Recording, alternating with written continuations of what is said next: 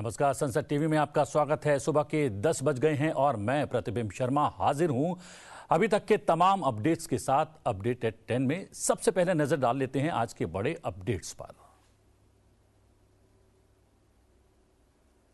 उपराष्ट्रपति आज भोपाल में माखनलाल चतुर्वेदी राष्ट्रीय पत्रकारिता एवं संचार विश्वविद्यालय दीक्षांत समारोह में होंगे शामिल। विश्वविद्यालय में नवीन परिसर के लोकार्पण कार्यक्रम में के बने के साक्षी और उत्तीर्ण विद्यार्थियों को प्रदान करेंगे उपाधियां।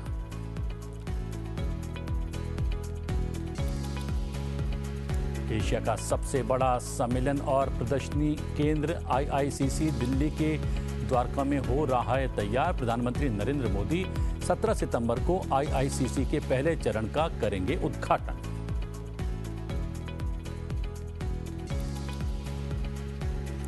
भारत के पहले सौर मिशन आदित्य L1 की कक्षा बदलने की चौथी प्रक्रिया को सफलतापूर्वक किया गया पूरा।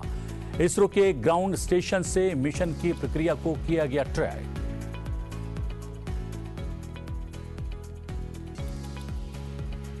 पद्म पुरस्कार 2024 के लिए नामांकन भरने की आज आखिरी तारीख। ऑनलाइन नामांकन इस वर्ष 1 मई को हुआ था शुरू।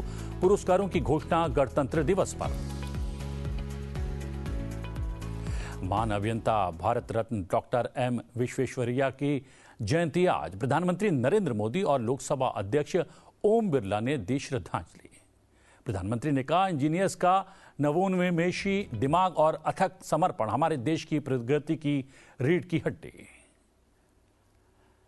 और अब विस्तार से बता देते हैं पूरे अपडेट्स को। उपराष्ट्रपति जगदीप धनखड़ आज मध्य प्रदेश की राजधानी भोपाल के दौरे पर रहेंगे। यात्रा के दौरान वो माखनलाल चतुर्वेदी राष्ट्रीय पत्रकारिता एवं संचार विश्वविद्यालय के दीक्षांत समारोह में मुख्य अतिथि के रूप में शिरकत करने वाले हैं। इस दौरान उपराष्ट्रपति विश्वविद्यालय के नए परिसर का भी उद्घाटन करेंगे। माखनलाल चतुर्वेदी राष्ट्रीय पत्रकारिता एवं संचार विश्वविद्यालय में आज दीक्षांत समारोह आयोजित किया जाएगा। इसके साथ ही नवीन परिसर का लोकार्पण कार्यक्रम भी होगा। इस अवसर पर देश के उपराष्ट्रपति जगदीप धनखड़ छात्रों को उपाधि देंगे। विश्वविद्यालय के चौथे दीक्षांत समारोह में जून 2018 से दिसंबर 2022 के उत्तीर्ण विद्यार्थियों को उपाधियां प्रदान की जाएंगी, जिसमें स्नातकोत्तर एवं PhD के 23 विद्यार्थियों सहित लगभग 450 विद्यार्थियों को उपाधियां प्रदान की जाएंगी।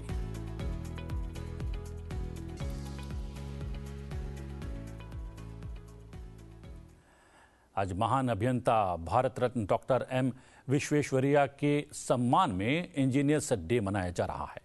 प्रधानमंत्री नरेंद्र मोदी ने दूरदर्शी इंजीनियर्स और राजनेता सर M विश्वेश्वरैया को श्रद्धांजलि अर्पित की है।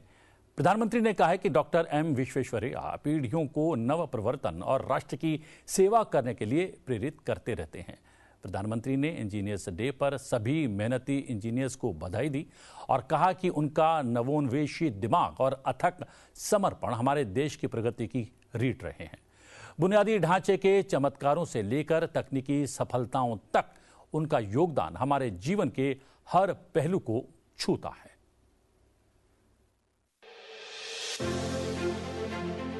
भारत की भूमि इंजीनियरिंग की प्रयोगशाला रही है। भारत में कई ऐसे इंजीनियर हुए जिन्होंने अकल्पनीय को कल्पनीय बनाया और इंजीनियरिंग की दुनिया में चमत्कार कहे जाने वाले उदाहरण प्रस्तुत किए। महान इंजीनियर्स की हमारी विरासत में एक ऐसा रत्न भी हमें मिला जिसके कार्य आज भी लोगों को अचंभित कर रहे हैं, और वे थे भारत रत्न डॉक्टर M विश्वेश्वरैया। कावेरी नदी पर उनके बनाए कृष्णराज सागर बांध से आज भी लाखों की संख्या में किसान और जन सामान्य लाभान्वित हो। उन्हीं की याद में 15 सितंबर को इंजीनियर्स डे के रूप में मनाया जाता है। उनके पद चिन्हों पर चलते हुए हमारे देश के इंजीनियर पूरे विश्व में अपनी अलग पहचान बना चुके हैं। अब जब हम इंजीनियर डे मनाते हैं तो हमें भविष्य के लिए भी सोचना चाहिए। बदले हुए युग में हमने किन किन नई चीजों को सीखना होगा, सिखाना होगा, जोड़ना होगा। ऐसी अनेक बातें जब इंजीनियर डे मनाते हैं तो जरूर हमने सोचनी चाहिए। लोकसभा अध्यक्ष ओम बिरला ने भी भारत रत्न डॉक्टर M विश्वेश्वरैया को नमन करते हुए सभी इंजीनियर्स का अभिनंदन किया है। लोकसभा अध्यक्ष ने एक्स पर लिखा है, सभी इंजीनियर्स का अभिनंदन। आपका समर्पण देश का गौरव बढ़ाते हुए भारत को वैश्विक नेतृत्वकर्ता बना रहा है। विकसित भारत के संकल्प की सिद्धि में आपकी महत्वपूर्ण भूमिका है।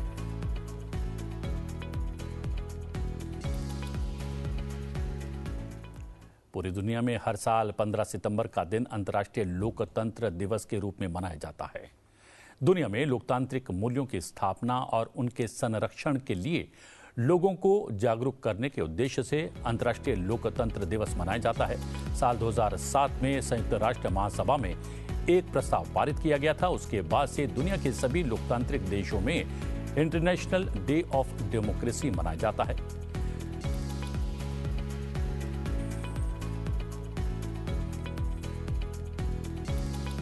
लोकसभा अध्यक्ष ओम बिरला ने इंटरनेशनल डे ऑफ डेमोक्रेसी की सभी को शुभकामनाएं दी हैं और कहा कि लोकतंत्र की जननी भारत ने संपूर्ण विश्व में लोकतांत्रिक आदर्शों को सशक्त किया है। आज जब हम आने वाली पीढ़ी का सशक्तिकरण के ध्येय के साथ ये दिन मना रहे हैं, तब मेरा विश्वास है कि ये सशक्तिकरण ज्ञान, कर्तव्यबोध और समर्पण से हो। लोकसभा अध्यक्ष ने एक्स पर लिखा कि राष्ट्र निर्माण की प्रक्रिया में युवा अपनी भूमिका निभाएं, रचनात्मकता और ऊर्जा से हर क्षेत्र में सकारात्मक बदलाव लाएं। बड़े लक्ष्य प्राप्त करने का युवाओं का संकल्प भारत की प्रगति की उत्प्रेरक शक्ति है। लोकसभा अध्यक्ष ओम बिरला ने अंतर्राष्ट्रीय लोकतंत्र दिवस पर युवाओं से लोकतांत्रिक प्रक्रिया में सक्रिय सहभागी बनने का संकल्प लेने का आह्वान भी किया है और लोकसभा अध्यक्ष ने एक वीडियो भी साझा किया है।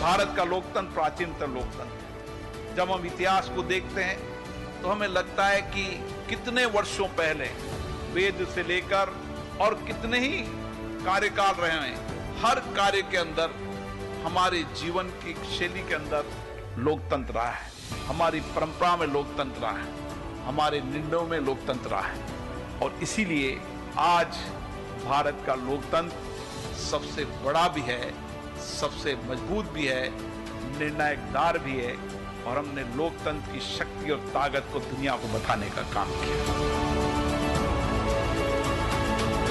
आज अगर हमारी सबसे बड़ी ताकत है तो ये भारत का नौजवान है। अगर हमारी सबसे बड़ी ऊर्जा है तो ये भारत का नौजवान है। इस विकसित भारत को बनाने का सपना पूरा कौन करेगा? तो भारत का नौजवान पूरा करेगा। जो कुछ भी भारत में परिवर्तन हुआ है, चाहे विज्ञान में हुआ, टेक्नोलॉजी में हो, वो सब परिवर्तन युवाओं ने किया है। हमारे यहाँ सामाजिक क्रांति का बदलाव किया तो युवाओं ने किया, राजनीतिक रूप से बदलाव किया तो युवाओं ने किया, हमारी लोकतंत्र की लड़ाई लड़ी तो युवाओं ने लड़ी। बदलते हुए देश के अंदर चाहे टेक्नोलॉजी का उपयोग हो, चाहे बदलते भारत में अर्थव्यवस्था में हो, सामाजिक क्षेत्र के अंदर हो, नवाचारों के अंदर हो, आज दुनिया के अंदर अगर बदलते भारत की तस्वीर बन रही है तो उसमें सबसे बड़ा योगदान मेरे देश के नौजवानों का है। और ये युवा शक्ति है जिन्होंने इस राष्ट्र को हर क्षेत्र में प्रगति के नए आयाम खड़े किए हैं। आज इस बदलते महत्वपूर्ण दौर में जब हम 21वीं शताब्दी में चल रहे हैं, हमारा संकल्प है कि दुनिया के अंदर हमारे नौजवानों की बौद्धिक और ऊर्जावान शक्ति के माध्यम से हम दुनिया के अंदर विश्व गुरु होंगे।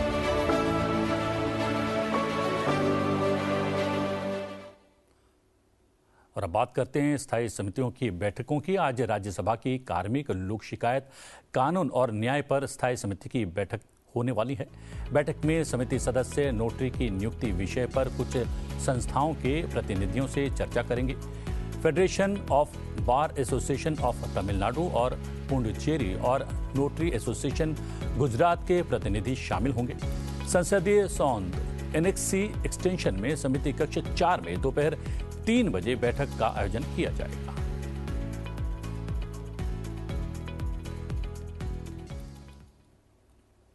सतत वित्त कार्य समूह की चौथी बैठक वाराणसी में संपन्न हुई।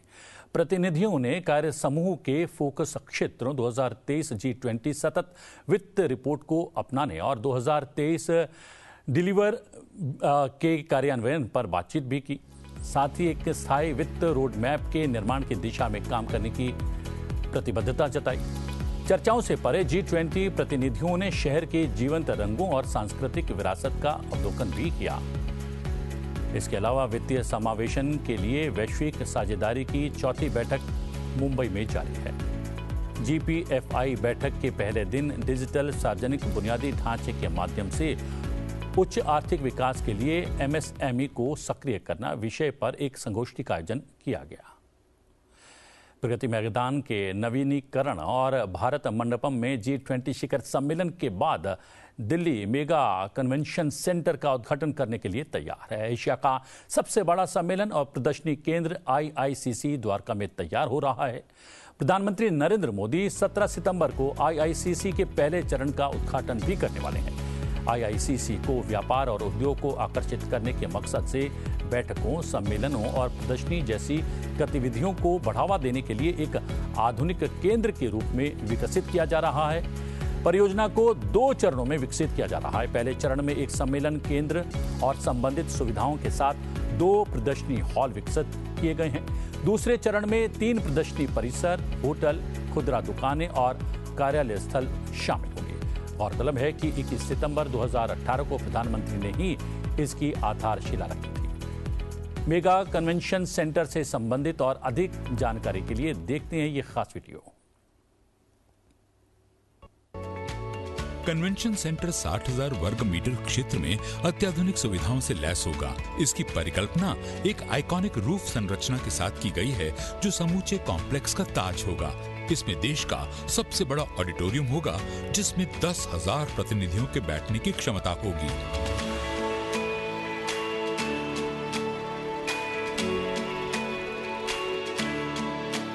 इस बिल्डिंग में विशेष रूप से फ्लेक्सिबल स्पेसेस और कवर किए गए टेरेसेस भी होंगे।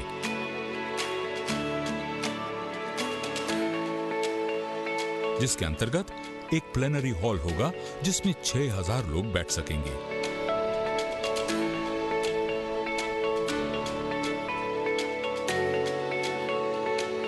बड़े क्षेत्र वाला खाली pre function area, VIP lounge और विभिन्न बैठक कक्ष होंगे। कॉम्प्लेक्स के ऊपर बनी आकर्षक दृश्य वाली एक स्काई लॉबी होगी।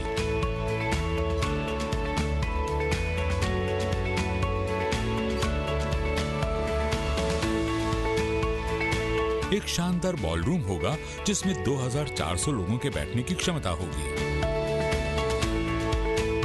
कन्वेंशन सेंटर 1 किलोमीटर विशाल ग्रैंड फायर द्वारा प्रदर्शनी हॉलों से जुड़ा होगा जिसका निर्माण क्षेत्र 60,000 वर्ग मीटर क्षेत्र में होगा।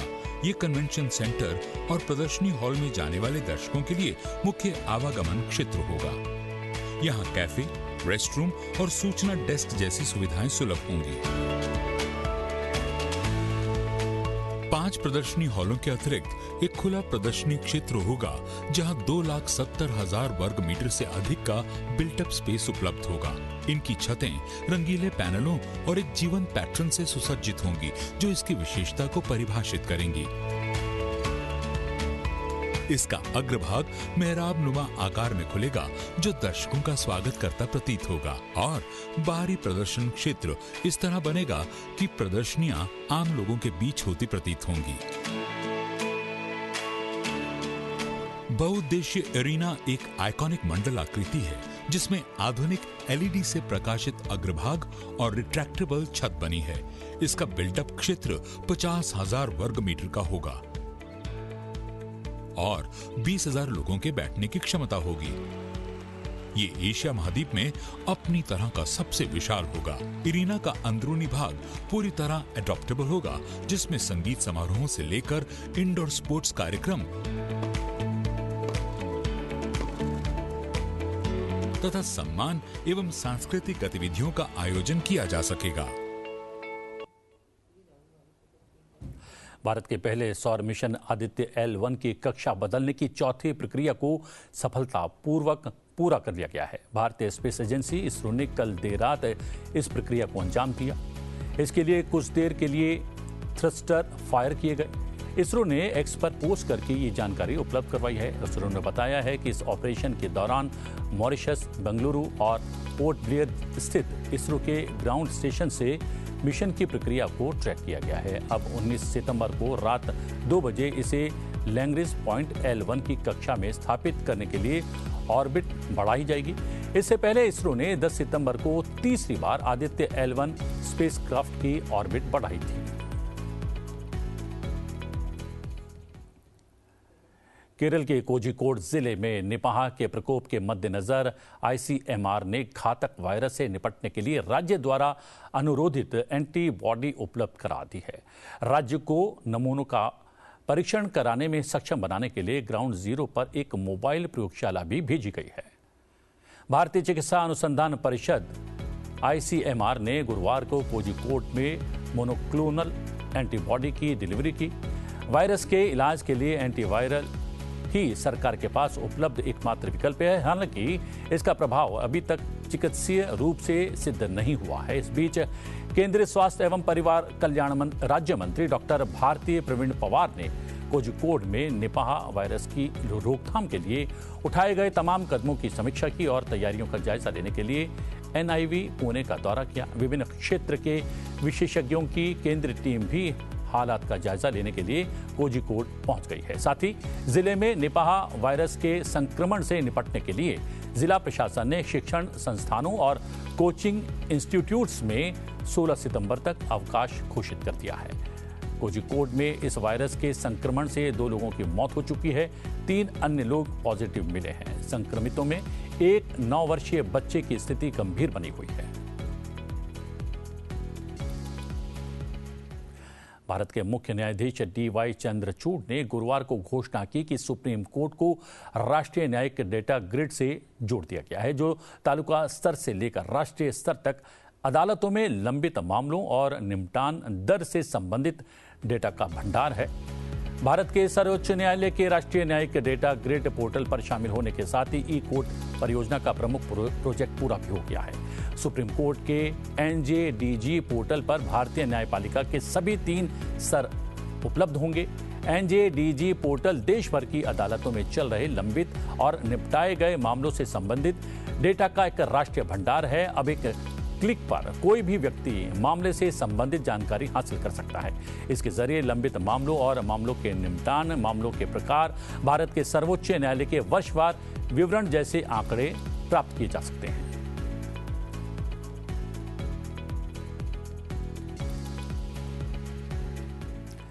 पद्म पुरस्कारों के लिए नामांकन जमा करने की आज आखिरी तारीख है। पुरस्कार 2024 के लिए ऑनलाइन नामांकन इस वर्ष 1 मई को शुरू हुए थे। पुरस्कारों की घोषणा गणतंत्र दिवस 2024 के अवसर पर की जाएगी। पद्म पुरस्कारों के लिए नामांकन राष्ट्रीय पुरस्कार पोर्टल awards.gov.in पर ऑनलाइन किए जा रहे हैं।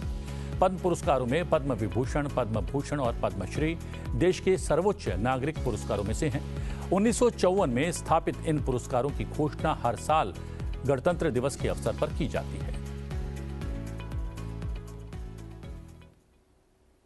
एशिया कप 2023 काफी रोमांचक मुकाबलों से होते हुए अब फाइनल में पहुंच गया है। पाकिस्तान और श्रीलंका के बीच कल हुए एशिया कप के सुपर 4 मुकाबले में श्रीलंका ने पाकिस्तान को 2 विकेट से हराकर फाइनल में अपनी जगह पक्की कर ली है। मैच में पाकिस्तानी कप्तान बाबर आजम ने टॉस जीतकर बैटिंग का फैसला लिया। बारिश से बाधित इस 42 ओवर के मैच में पाकिस्तानी टीम ने 7 विकेट गंवाकर 252 रनों का स्कोर बनाया। 253 रनों के लक्ष्य का पीछा करते हुए श्रीलंका की टीम ने 8 विकेट गंवाकर मैच अपने नाम कर लिया। अब 17 सितंबर को एशिया कप के फाइनल मैच में श्रीलंका का मुकाबला भारत से होगा। हम आपको बता दें कि एशिया कप के सुपर 4 का आज छठा और अंतिम मैच भारत और बांग्लादेश के बीच खेला जाएगा। भारत अपने अब तक के सभी मुकाबले जीतकर अंक तालिका में शीर्ष पर है। इसके साथ ही भारत पहले ही अपनी जगह फाइनल में पक्की कर चुका है। इस स्थिति में आज होने वाला मैच महज एक औपचारिकता रह गया है। 17 सितंबर को एशिया कप के फाइनल मुकाबले में भारत का मुकाबला श्रीलंका से होगा। ये मैच कोलंबो में R Premadasa international cricket stadium में खेला जाएगा।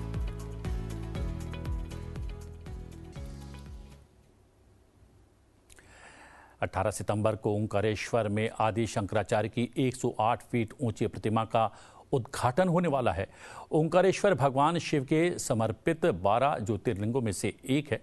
चलते चलते आपको छोड़े जाते हैं आदि शंकराचार्य की 108 फीट ऊंची प्रतिमा के निर्माण के विहंगम कार्य से जुड़ी रिपोर्ट के साथ। ओमकारेश्वर की पावन भूमि एकात्म के अलौकिक प्रकाश से अलौकित है। ज्ञान भूमि ओमकारेश्वर से आचार्य शंकर के सिद्धांतों का लोकव्यापीकरण हो रहा है। आचार्य शंकर की 108 फीट की विशाल प्रतिमा संपूर्ण विश्व को एकात्मता का संदेश दे रही है। नर्मदा तट पर बाल रूप में लगने वाली आचार्य शंकर की अष्टधातु की 108 फीट की मूर्ति के लिए एकात्म यात्रा के द्वारा मध्य प्रदेश की 23,000 ग्राम पंचायतों से धातु, मिट्टी और जल एकत्रित किया गया है। विश्व प्रेम, सद्भाव और अद्वैत का दे रहा संदेश, एकात्मता का वैश्विक केंद्र बन रहा अपना मध्य प्रदेश।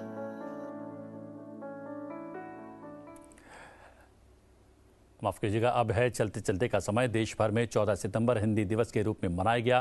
प्रधानमंत्री नरेंद्र मोदी समेत कई नेताओं ने हिंदी दिवस की शुभकामनाएं दी। वहीं भारत में विदेशी राजनयिकों ने भी हिंदी दिवस पर शुभकामनाएं और वीडियो संदेश जारी किए। ऑस्ट्रेलिया के विदेशी राजनयिकों ने विशेष वीडियो संदेश के जरिए हिंदी दिवस की शुभकामनाएं दी। राजनयिकों ने अपनी पसंदीदा हिंदी कहावतें जो उन्हें प्रेरित करती हैं साझा की। प्रधानमंत्री नरेंद्र मोदी ने कहा कि उनके ये दोहे और मुहावरे मंत्रमुग्ध करने वाले हैं। ऑस्ट्रेलिया के राजनयिकों का हिंदी के प्रति ये लगाव बेहद ही दिलचस्प है। चलते चलते आपको दिखाते हैं ये वीडियो। आप बने रहिए संसद टीवी के साथ। मुझे दीजिए आज्ञा। नमस्कार। नमस्कार। आपको हिंदी दिवस की बधाइयाँ। मेरे स्टाफ की हिंदी सुनन। Not bad, eh? My staff reckon they can speak Hindi better than me. Let's find out. Kabir का यह दोहा मुझे पसंद है। काल कर रे सो आज कर रे सो अब, पल में परले होएगी, बखूरी करेगा कब। कोशिश करने वालों की कभी हार नहीं होती। ये मेरा पसंदीदा हिंदी मुहावरा है। जैसा देश वैसा पेश। जहाँ चाह वहाँ राह। सांझ को आंच क्या। कर्म करो, फल की चिंता मत करो।